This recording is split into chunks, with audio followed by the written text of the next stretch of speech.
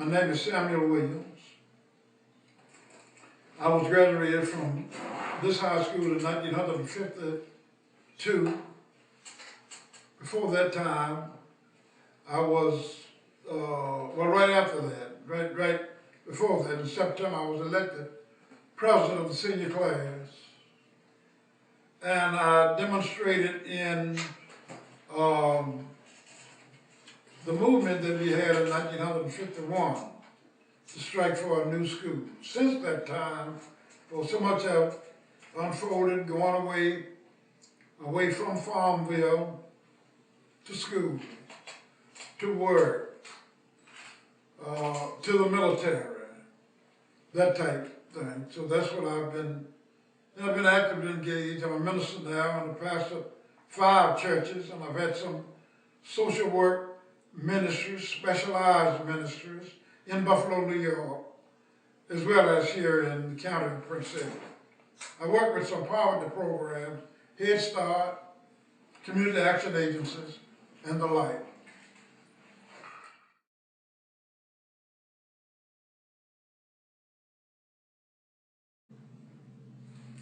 Keep in mind, 63 was hot that summer. I don't mean climatically so, but socially so, politically so, economically so, hot, protesting, demonstrating, wade-ins, sit-ins, kneel-ins, all of these and other activities to bring forth freedom was a part of my ministry. See, King made a heavy impression on people, clergy in particular. Do something, get out of that pulpit, do something, do this, that, and the other. And I saw that as a part of my ministry. My pastor, Reverend Griffin, whom you pictured there in the auditorium, he has come to be known as a social gospel preacher. And that is, he socialized Christianity, gave us like a new Jesus in the civil rights movement and going forth and going like so. I combined this with my ministry. I didn't see it as a conflict at all. Mm-hmm.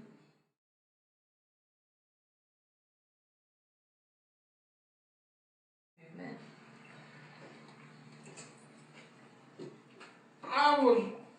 I guess when the movement began, right here, 51, I felt it then that I needed to be a part of it, you know, of the movement with students moving in a positive direction and so forth. So that was in, when I started, in 51.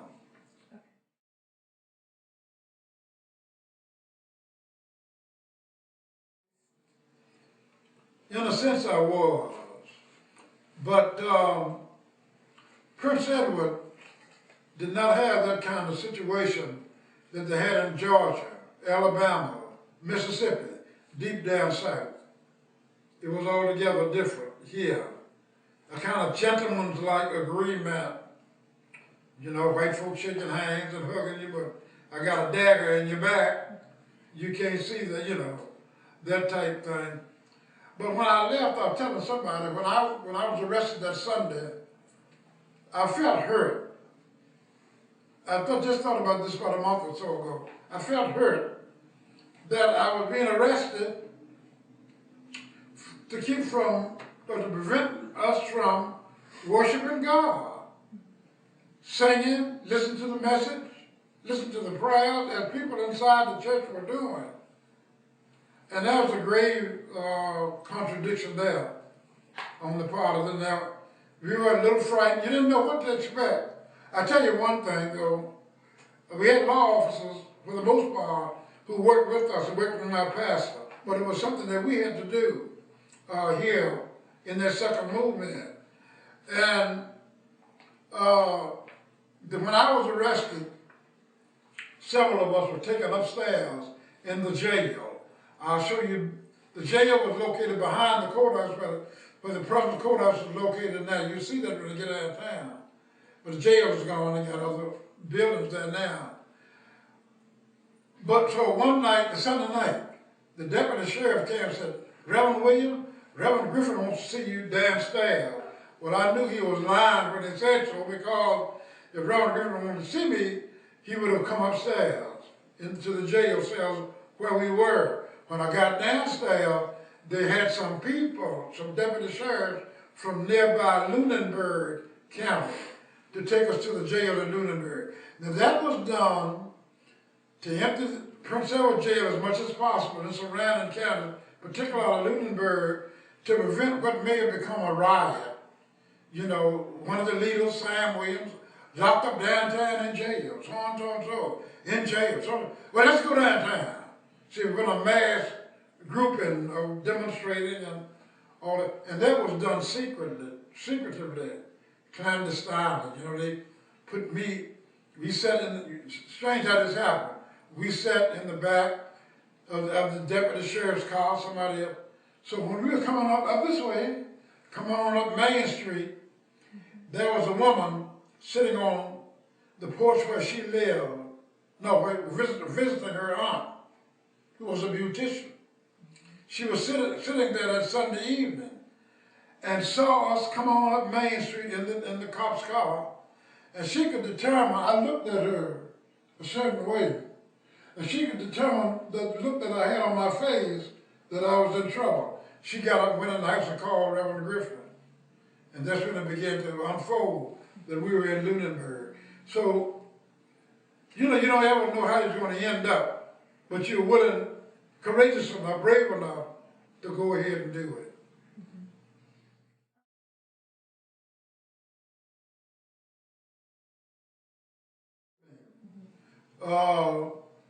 As many other families did.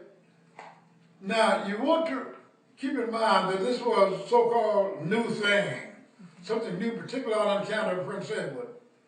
And my family gave me support after we actually found out what was going on. You see, we had positive evidence. Dilapidated school. We were out here in classes. One of the top paper shacks was here. It was filmed, you saw it on the film in there. See? Raining or leaking, had wood potbelly stoves and to make a fire. There's a furnace, there was a coal furnace in the basement of Moton, from whence you just come. That was fire. We out here, we had to make our fire and coal and all of that. So, see, we had a lot of stuff that pointed to, like I said, we didn't have a gym. White High School had a gym. Had a huge auditorium. One we should have had, we did not have that. Teachers had a first aid room, we did not have that. Teachers had a lounge, we didn't have that. And a lot of things that we could see, when you point to positive evidence of things, that's hard to be refuted or debated. So you can't dispute something that,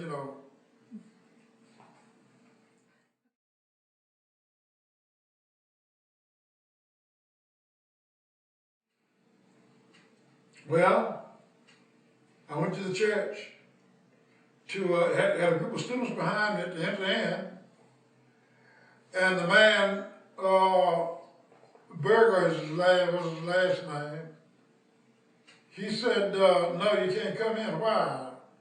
Well, Negroes don't worship here in this church. I'm sure he used the name Negroes as over against black or African American and so forth. And I turned to the protesters and said, we can't come in because they don't admit Negroes here in Farmville Baptist. So it looked like we're going to have church right here on the steps. And we did. I led in the singing of We Shall Overcome. Ain't going to let nobody turn me around. Freedom, freedom, oh freedom. Songs like that. When I came down from the steps, cop held me, escorting me. The chief told him, don't touch him. He'll cooperate with you. He'll walk on his own. And so, I walked. Some of the students got limp, just fall out, and they had to drag them, put them in the van. I didn't go through all of that. But those were the things that led up to it. Me trying to get in, and the denial, and the hurt that I had because I thought, that I was really, I guess I thought that people would see us, well, you can't turn you away from worshiping God. How can we do that? But they did.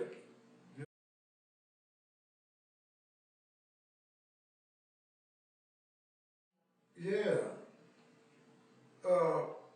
Positive attitudes on the people in Prince Edward, particularly blacks.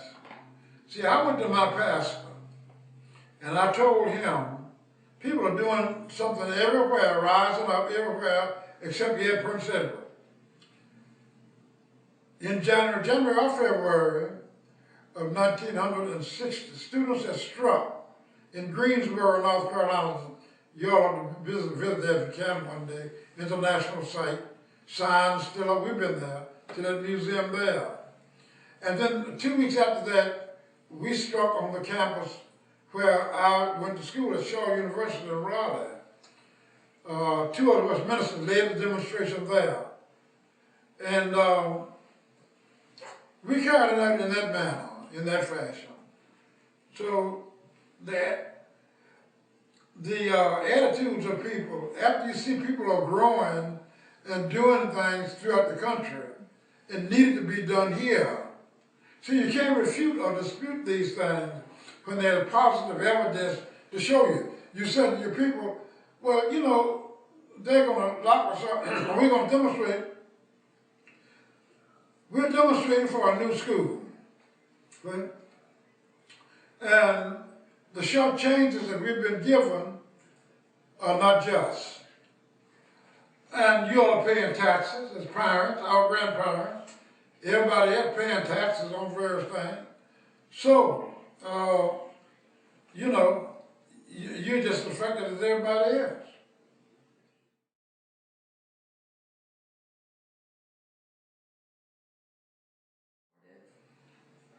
I didn't receive any personally, but my pastor did.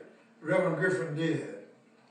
But see, a lot of people, you know, we're behind you, or that some of them contributed money toward the movement downtown, but they couldn't come out and say anything because a lot of them are business people.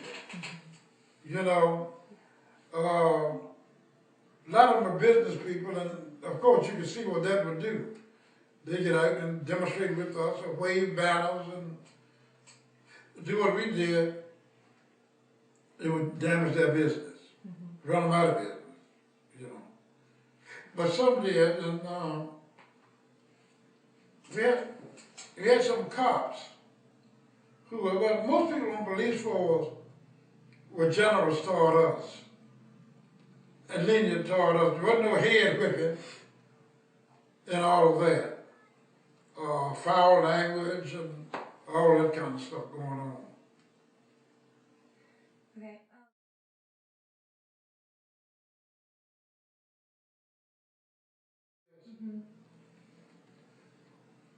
I see a vast connection between the two.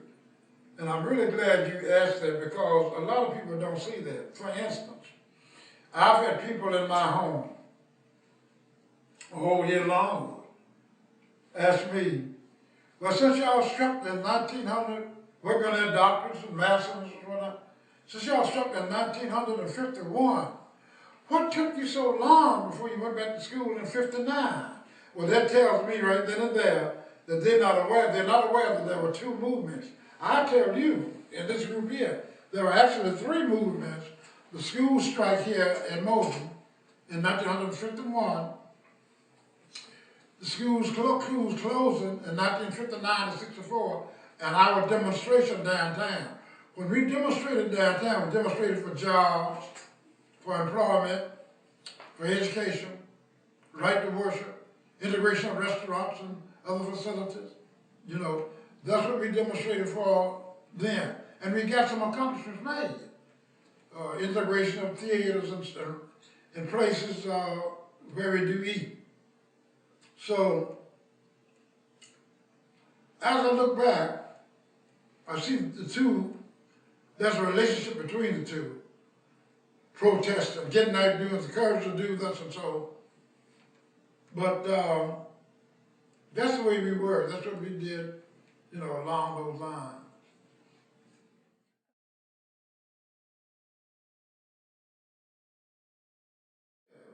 Yeah, very much so.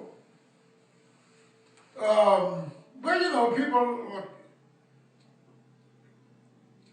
in D.C., sometime next month, there will be a movement around the White House. Women, well, there's Society for the Historical Preservation of Culture, something like that, and men, of course, will be demonstrating around the White House. It is necessary today, but you got to identify what's going on. See, when you strike, there must be something going on, something that's wrong, some inequality, something going on. Now, it was different than with the labor strike. The labor union, collective bargaining, talking. You leave the various stages, and we don't have thus and so by a certain date, we're going to have to go to court, we're going to have to demonstrate, we have to do this and stuff. That's why I was pulled off secretively here. When Barbara, you know, when Barbara had got a fellow named John Washington called from downtown, telling some students, the principal, that some students were misbehaving. Now see, we could not on our own, it would have been too confusing to go on our own and say, we're going to strike the 1st of May. And then get all that in the county and here we are, you know, people, but it had to have been done like it was, secretively. And there's always something in society to demonstrate against, to protest against, you know. And that demonstration we demonstrated, but we had to have signs that to be of certain size. I want y'all to see them when this session is over. Signs that to be of certain size, had to walk a certain distance, walking between each other, about 2 feet from me to you, that's about the distance we had. Had to have certain distance, and things like that, certain laws.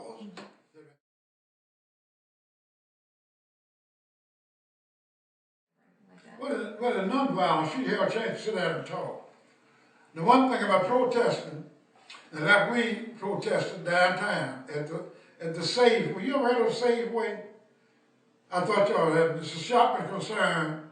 It's a shopping market just like Harris Teeter or Kroger's or something like that.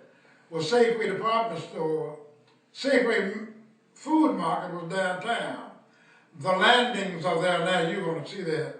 Midtown, dormitories for Longwood students.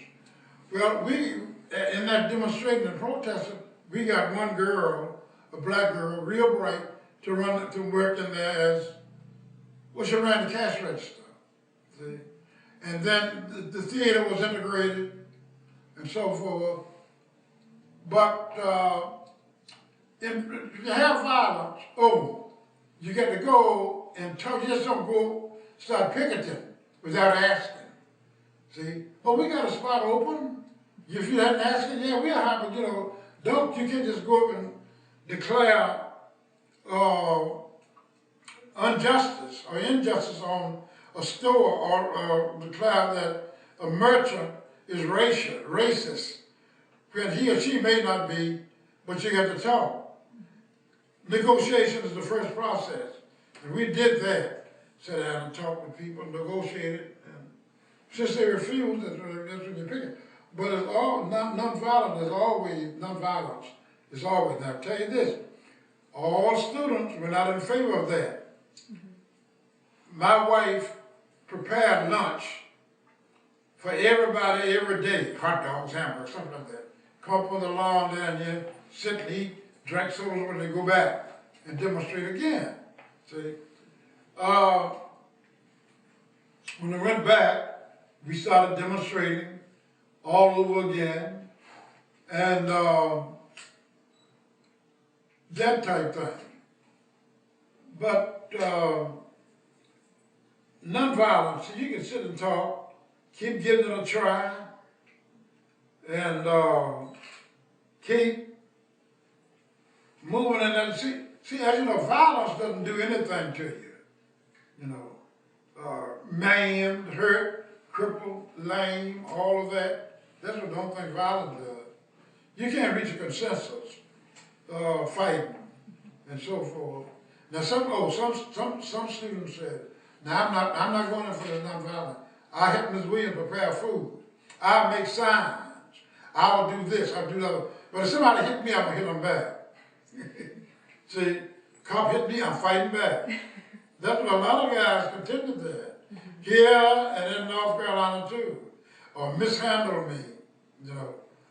And it never works. You know, I'll tell you one thing that really hurt me in demonstrating in Raleigh in 1960, on that campus, in the Easter weekend of 1960, that's when SNCC was formed, SNCC, Student Nonviolent Coordinating Committee. That when that was formed on our campus. First time I saw King was there, Abernathy, Y.T. Walker, who lives now in Chester, Virginia, out down outside of Petersburg in a wheelchair, but still preaching. He was Martin King's chief of staff. And he's my friend. He's just still doing well. You know, he's in a wheelchair now. He's had several strokes. But church pastor and all of that. He was there, and a lot of other students, but everybody didn't go to chapel. But the thing that hurt, when we demonstrated in Raleigh, there were some white students, theological students, who took off from Howard, from Yale, from Union Theological Seminary in New York, and came down to Raleigh to walk the picket lines with us. And they did.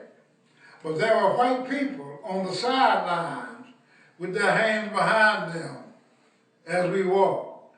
And they had almost a weapon, a chain with links in it about like that. It was some kind of child toy or something. You could easily purchase in the 5 and dime store. They went in and purchased. And people walking picket line with white guys out there with us from Shaw, walking up and down. And that stuff began to beat on the inside of those white guys who had chains in their hand. And every time, not every time, they almost cleaned the group out. Because some white guys came by, theological students, holding signs, and these guys behind their back struck them. Knocked some of them out. They had hospitalization. All of them that they hit had to go, bleeding, had to go to the doctor or the hospital as a result of it. So that was a hurtful part to see them come, you know, in lovers. That would, you know, people would say in lovers and whatnot. But as soon as a white person would strike another white person, the one who did the striking would take off and run. And the other man was lying there bleeding for the ambulance to come. I saw that over and over, you know, when we were demonstrating. So that's, you know, it's a long way from your violent question, but King put that violence in us, and, you know, you can't do anything mad. You can't, you can't fight mad, or you can't do anything that's wholesome and constructive mad, you know. So, that's not the way, but you know, you can reach logical conclusions and debate and so forth. Okay. There are different roles for different people to play. When they demonstrated in Richmond at that time, I know one faculty member, he died 2 years ago, he was 94 or 5. He taught me when I was a junior. He demonstrated. But there are other faculty members who did not demonstrate, but some of them put their houses up for bond. See, that's a way of contributing also. And whites did certain things like that. They didn't go that far in putting the houses up, but they went, you know, went that far and made contributions behind the backs of other whites. Or it wasn't a thing of notoriety or in the community. But non-violence was always better.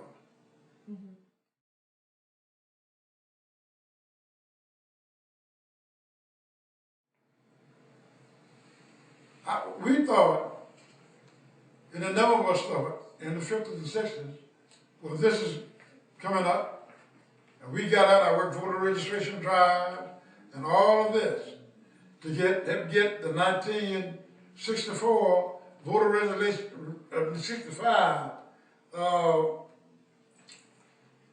registration passed in Congress, 64 integrationist movement. But I can see, you know, like I said out there, we don't have an agenda in America. Because practically every president comes in would do or undo or add to what has been done. And I see it being like jumping off it. All those people that he's appointed, you know, who just anti-forward. Not just anti-black, but anti-socially forward, racially wise. And I see the clock, the Supreme Court turned back something on voter registration about 3 years ago. I got to look it back up, concerning, you may know what it is, voter registration. But anyway, the clock was turned. I got to refresh myself on that. Clock was turned back on that. See, we thought that once all these things set in motion, that the Constitution didn't do all men are created equal, 13th, 14th, 15th Amendment. We had to go back and retrench and do that over again. That's what is going on now in the country. That's why that roof boy killed those 4 or 5 people in the First Baptist Church there in South Carolina the other year. They are taking over. Well, we're not a minute of black people taking over. You know, we just added to a situation or situations where we thought we should have been. And you have to have people who was into, I said this, of all the presidents, 40-some presidents of the United States, you don't have over like 5 presidents who made a massive, I said this myself, a massive difference in the country. Abe Lincoln, Franklin Roosevelt, Lyndon Johnson. Chances are Clinton made a difference, you know, but he didn't go as far as mishap and so on. He didn't go as far as I think could have gone, and Barack Obama. Now, Trump may make a massive difference too in the other direction, going backward, you know. But all the other presidents, you know, they didn't pick up and live out the creed as king. I attended the March on Washington speech of King, I Have a Dream, in 63, August of 63, August 28th of 63. See? And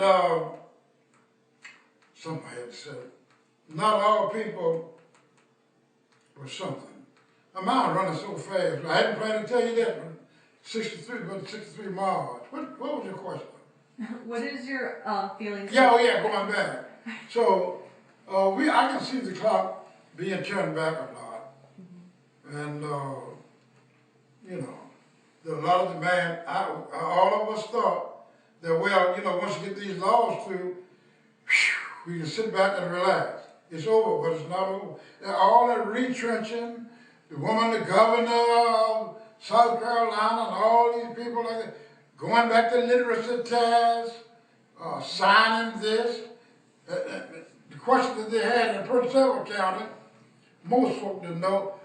The first question on the test, are you a pauper? Well, people, none of them didn't know what a pauper was, you know. And they did that, you know, just for the hell of it, to keep you from voting. Vote has power.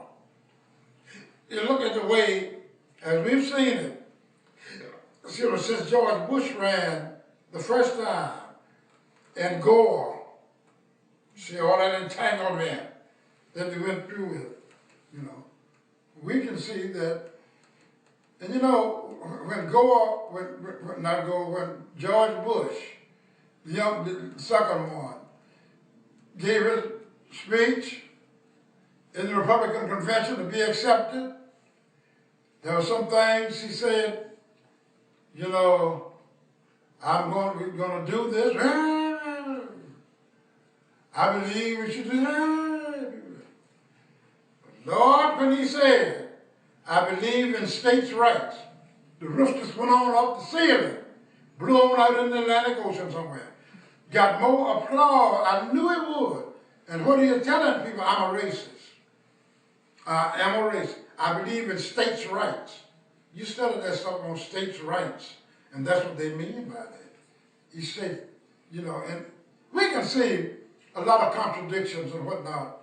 And, you know, states have their rights, government has its rights, federal government, and all, but I see a lot of contradictions and whatnot, and not coming together. And my, you know, I wish we had an agenda. I wish we were together. But don't forget this, you tell your classmates, see, this country doesn't want you together because they can't control you. As long as you keep you separated, they can control you. As long as you listen to the 6 o'clock news all over America, and the 11 o'clock news is nothing but despondency, downward, depressing, to keep you sad. To keep you what? Afraid. Because if it got you afraid, you can easily be controlled. See, that's what this thing is. Good news would be let you know how many students from Rockingham going to, or when they graduate, going to college. See, if you live in the vicinity, good news would be how many babies were saved from near death last night. That's over against who was slaughtered last night. See? Good news will be colleges that are open to scholarship. Good news will be jobs and so forth. Now, I'm socialistic on a lot of stuff when it comes to this jobs and, you know, jobs and race relations and all of that. But we have a good mood. That's Summer of '63. When white folk, we had 4 or 5 different operations in town. But I really felt my openness to white people then. We met together, we ate in each other's home. Everybody walking around reading James Baldwin, Souls of Black Folk by W.B. Du Bois. Oh Lord, books by several historical writers. You know, at that time. Couldn't help, when are you going to finish that book that you read? Pass it on to her. She is asking, when you give me that book, you know, everybody, we felt that we were moving towards something. And we had a president who felt that way too. See, Lyndon Johnson did something to affect the masses of the people. You know, those 2 civil rights pieces of legislation, Head Start, community action programs, Medicaid and Medicare. See, you don't have presidents coming along doing all this stuff.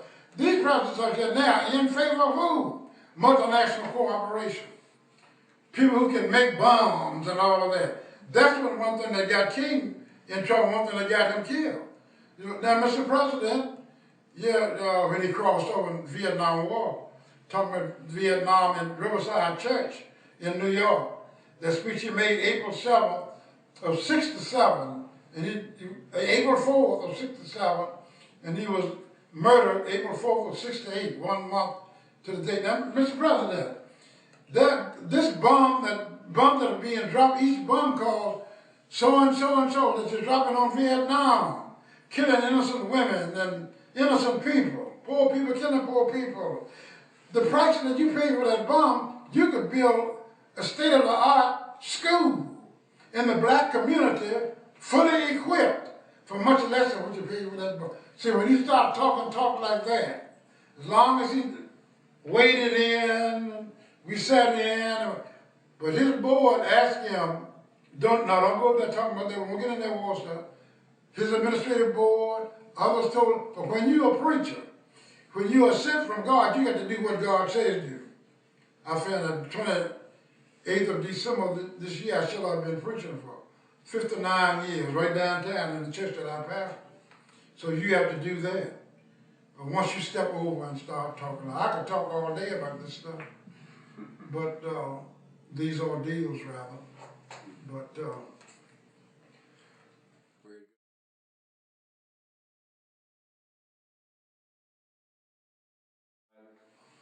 I think I've covered the waterfront.